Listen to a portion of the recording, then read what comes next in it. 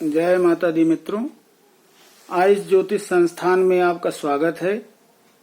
मित्रों, आज हम चर्चा करेंगे कि जन्म कुंडली से सप्तमांश कुंडली का अध्ययन हम कैसे करते हैं, सप्तमांश कुंडली का अध्ययन हम क्यों करते हैं, इस बात पर चर्चा करेंगे। मित्रों, षोडश वर्ग कुंडली के अंतर्गत जो भी सूक्ष्म कुंडलियां होती हैं उनमें सप्तमांश कुंडली का नंबर आता है। सप्तमांश कुंडली से हम संतान का विचार करते हैं, संतति का विचार करते हैं। हमें अपनी संतान से कितना सुख प्राप्त होगा, कितनी संतानें होंगी, लड़का होगा या लड़की होगी, उनसे हमको कितना सुख प्राप्त होगा, वो बुढ़ापे में हमारा कितना साथ देंगे, इसी का अध्ययन हम सप्तमांश कुंडली को देख करके करते हैं। मित्रों, जो हमारी जन्म कुंडली होती है वैसे तो यह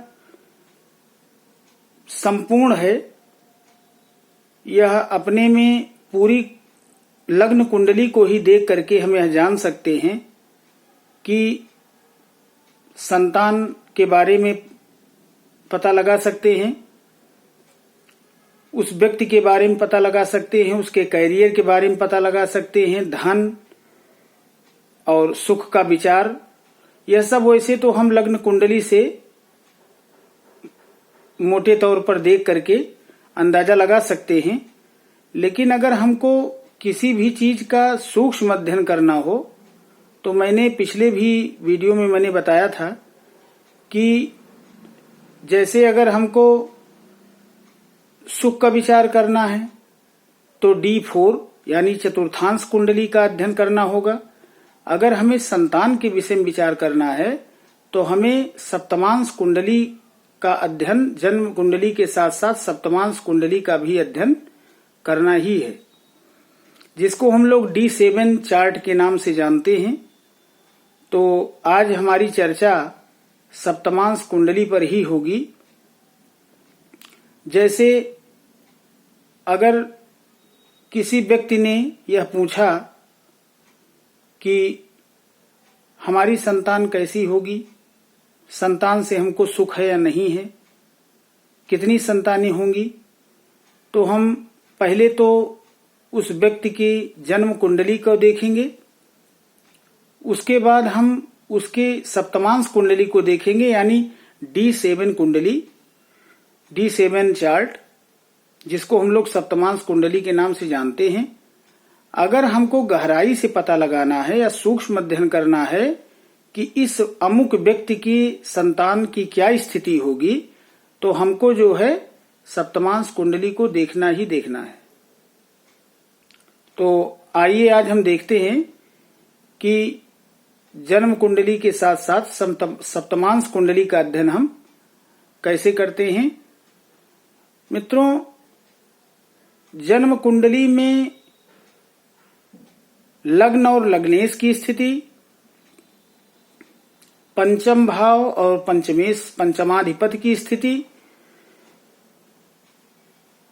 पंचम भाव पर पड़ने वाली और जो ग्रह हैं, किस ग्रह की पंचम भाव पर दृष्टि पड़ रही है, कौन से ऐसे ग्रह हैं जिनकी दृष्टि लग्न पर पड़ रही है यानी पहले भाव पर, जो ग्रह जो है लग्न को देख रहे हैं वो कैसे हैं, शुभ ग्रह हैं या पाप ग्रह हैं, पंचम स्थान पर जिसकी दृष्टि पड़ रही है वो कैसे ग्रह हैं, पाप ग्रह हैं या शुभ ग्रह हैं, उनकी डिग्री कितनी है, वह कितने बली हैं, केंद्र या त्रिकोण में बैठे हैं या 2 या 11 में एकादश स्थान पर बैठे हैं। इन सब स्थिति अगर हमको सूक्ष्म अध्ययन करना है संतान के बारे में तो लग्न D1 चार्ट के अलावा यानी कि जन्म कुंडली के अलावा हमको सप्तमांश कुंडली का भी अध्ययन करना पड़ेगा, तभी हमको सूक्ष्म जानकारी जो है प्राप्त हो पाएगी कि अमुक व्यक्ति के संतान के बारे में, जो व्यक्ति अपने संतान के विषय में पूछना चाहते हैं, तभी हम उनके लग्न को देख करके फिर उसके बाद सप्तमांश कुंडली को देखेंगे, तो हमको सही सही पता लग जाएगा कि लड़की होगा या लड़का होगा, संतान कैसी होगी, क्या होगा। तो आज हम ठीक है, आइए देखते हैं।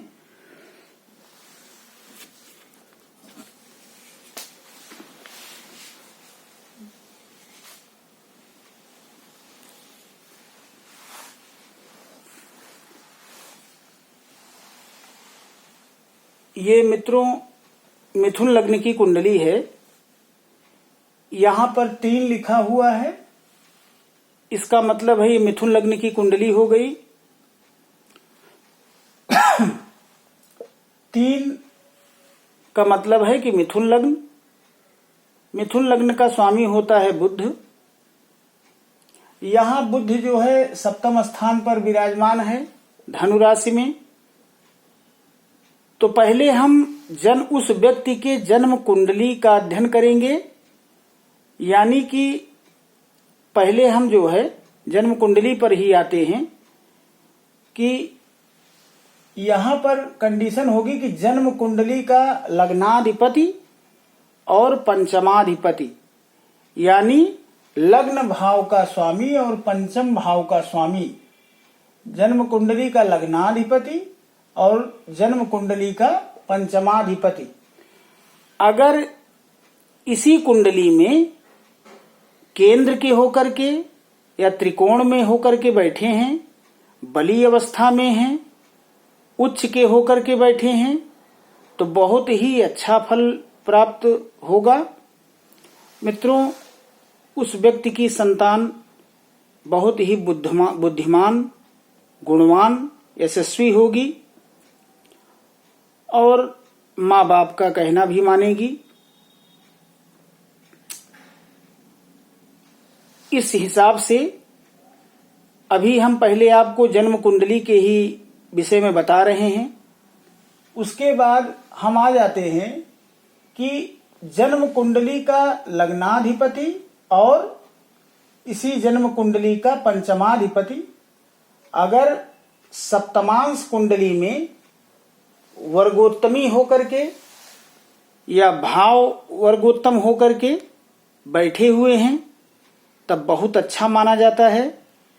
ऐसे व्यक्ति की संतान अपने माँ बाप का कहना मानती हैं और काफी बुद्धिमान, यशस्वी, गुणवान होती हैं। बहुत ही आगे जाते हैं। ऐसे व्यक्ति के बच्चे बहुत प्रखर बुद्धि के होते हैं और अपने माँ बाप का नाम रोशन करते हैं। तो एक तो ये हो गया। दूसरे, अब हम लोग पहले इसका अध्ययन कर लिए।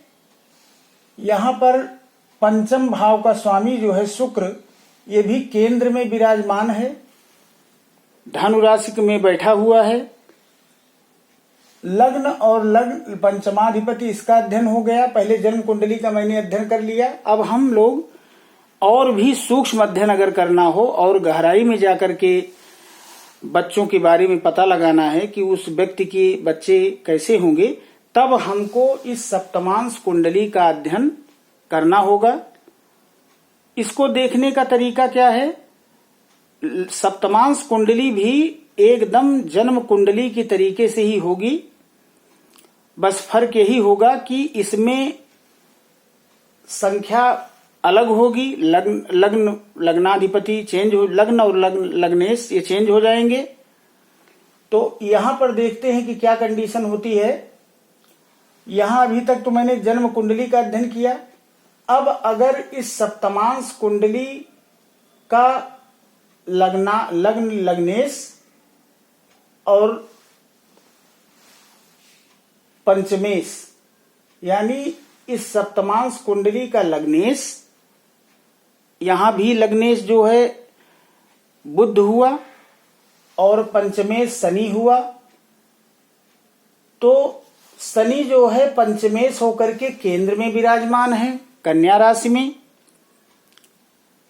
अब यहां भी वो कंडीशन है कि अगर लग्नेश पर पड़ने वाले ग्रहों की दृष्टियां, अगर अच्छे ग्रहों की दृष्टि जो है लग्न भाव पर पड़ रही हैं या पंचम भाव पर अच्छे ग्रहों की दृष्टियां पड़ रही हैं, पंचम भाव का स्वामी केंद्र भाव में बैठे हैं या 2 या 11 भाव में बैठे हैं, इसके अलावा त्रिकोण भाव में बैठे हैं, स्वराशि के उच्च के होकर के बलवान अवस्था में बैठे हैं, तो बहुत अच्छा होता है। प्रखर बुद्धि के बच्चे होते हैं, जीवन में मान सम्मान प्राप्त करते हैं, माँ बाप का नाम रोशन करते हैं। और कुछ ग्रह ऐसे होते हैं जिनको पुरुष ग्रह की संज्ञा दी गई है और कुछ ग्रह ऐसे होते हैं जिनको स्त्री ग्रह की संज्ञा दी गई है। जैसे सूर्य, मंगल, बृहस्पति, ये सब पुरुष ग्रह हैं। चंद्रमा, बुध, ये सब जो है स्त्री ग्रह हैं।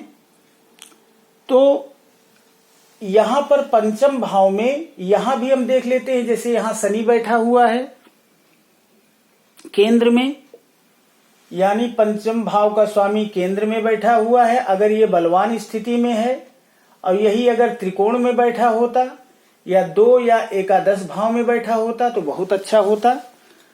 और तब हम यहां कह सकते हैं कि पहली संतान उस व्यक्ति की पुत्र होगी, वह पुत्र होगा और बहुत सुंदर होगा, बहुत ही देखने में सुंदर आकर्षक होगा, बहुत ही इंटेलिजेंट होगा और आगे चल करके जो है बहुत ही अच्छी स्थिति उस बच्चे की होगी। वह जीवन में मान सम्मान प्राप्त करेगा, काफी ऊंचाइयों पर जाएगा। तो इस तरीके से हम यहां पर सप्तमांश कुंडली को देख करके अभी पहले ये पता लगा लिए।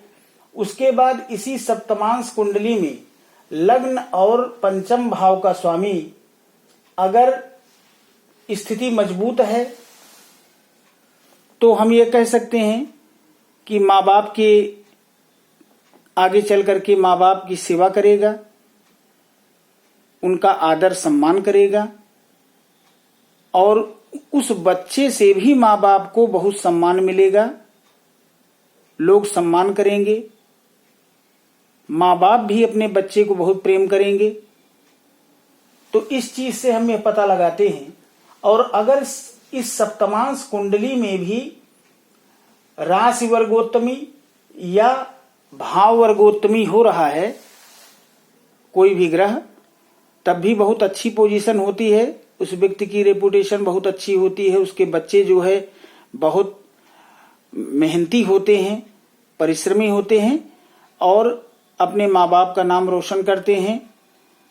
अब इसके बाद यहां पर हमको एक स्थिति और देखनी होगी कि गुरु की क्या स्थिति है, नवम भाव की क्या स्थिति है। अगर यहां से हम सप्तमांश कुंडली में यहां 9वें स्थान का स्वामी यहां पर हो जा रहा है शुक्र, अगर इसकी भी पोजीशन बहुत अच्छी है तो जैसे पंचम भाव से हम देखते हैं तीसरा घर, तो 1 2 3 यानी कि इसका स्वामी गुरु, अगर इसकी कंडीशन कुंडली में अच्छी है तो उसी हिसाब से हमें बताएंगे कि एक संतान या फिर तीसरे यहां से गिनेंगे तो 1 2 3 2 संतानें हो जाएंगी। फिर यहीं से लड़की है या लड़का है तो अगर शुक्र, चंद्रमा, बुध ये सब ग्रह बैठे हुए हैं तो हम कहेंगे कि इसको स्त्री संतति प्राप्त होगी, यानी लड़की होगी।